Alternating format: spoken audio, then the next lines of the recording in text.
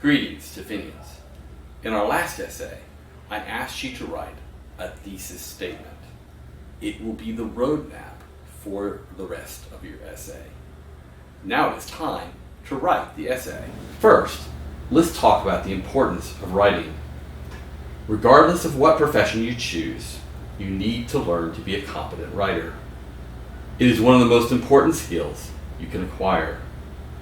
The poorer your writing skills, the more susceptible you are to bad ideas and people who seek to manipulate you. My favorite college professor shared with me this important insight, which has informed my thinking ever since. There is no true thought without writing. There's no true writing without thought. Now let's talk about the mechanics of writing. All essays, regardless of their length, should have at least 3 parts: an introduction, a body, and a conclusion. In the introduction, you briefly present or introduce your ideas. The introduction is normally 1 or 2 paragraphs. The body of an essay is normally the longest part of the essay. It is where you give more details, present evidence, and give extended arguments that support your ideas. The conclusion is almost always 1 paragraph. In the conclusion, you should summarize your ideas. To put it in the simplest terms: introduction, body, conclusion. Tell them what you will tell them. Tell them what you told them. Let's talk some more about the introduction. What do you do when you introduce yourself to someone? You give them just a little information. For example, hello, I'm Johnny Tan. I go to St. Stephen's High School. I am on the basketball team.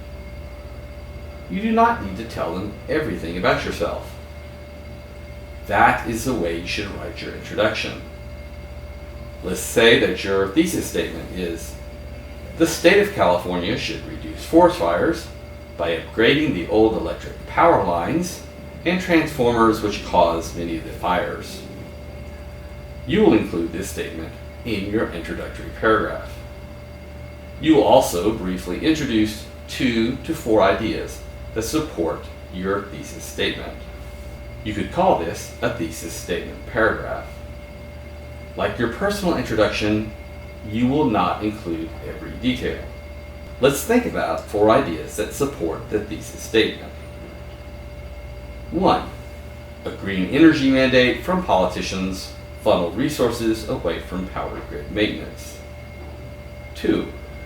Old power lines and transformers are causing forest fires. 3. Carbon is added to the environment through the resultant fires. 4. A mandate intended to improve the environment causes the environment to get worse. You will include your thesis statement and these ideas in 1 paragraph. Do not define terms, quote statistics, or studies in your introduction. Do these things in the body. Most introductions are a single paragraph. However, some introductions are 2 paragraphs. Sometimes people will spend their first paragraph stating a commonly held belief.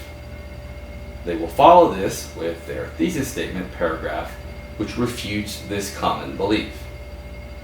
To continue with our example, in the first paragraph, you might say something like, many celebrities and politicians are blaming the California wildfires on climate change. You might give some examples by quoting those celebrities and politicians. In your second paragraph, your thesis statement paragraph, you would try to dispel this idea as an oversimplification, tying those forest fires to the maintenance of poor electric power equipment. Now we come to the body of the paper. This is where you provide supporting evidence and arguments from your thesis statement. If you plan to define some terms, you will normally do this in the first paragraph of the body. If you plan to cite a study, statistics, or a text, do it somewhere in the body. It is also where you will state any logical arguments you would like to use to persuade the viewer. In our example, we are using 4 ideas to support our thesis statement. These 4 ideas will govern the structure of the essay's body. Point 1 was, a green energy mandate from politicians funnel resources away from power grid maintenance. In the first few paragraphs, you would discuss this point. Because this essay is short, you will probably spend 1 or 2 paragraphs on the point. When you are ready to move on to the second point, you will start a new paragraph. Stay focused on one point at a time. Do not jump from point to point. Next, it is time to write your conclusion. The conclusion should summarize your paper. You want to state, in the clearest possible terms, what you want the listener to take away from your essay.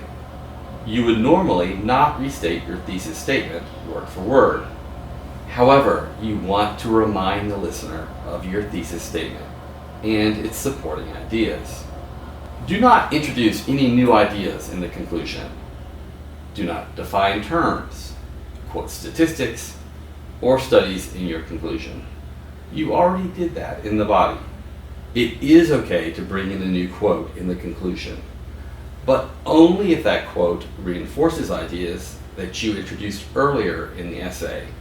Some people include a call to action in their conclusion. This is an invitation to respond to the ideas in the essay with a specific real-world task. To continue with our example, you might ask the listener to write to their congressman about doing more maintenance on the electric power lines and transformers.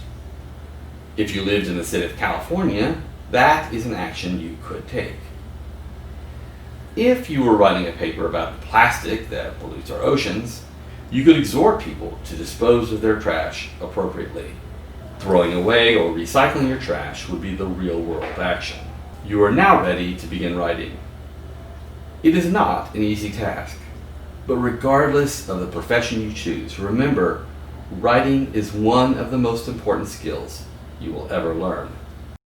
There is no true thought without writing. There is no true writing without thought. I'm awaiting your wonderful essays. If you have any questions, ask your teacher. They will help you. Until next time, remember, we are Stephenians, moving forward together.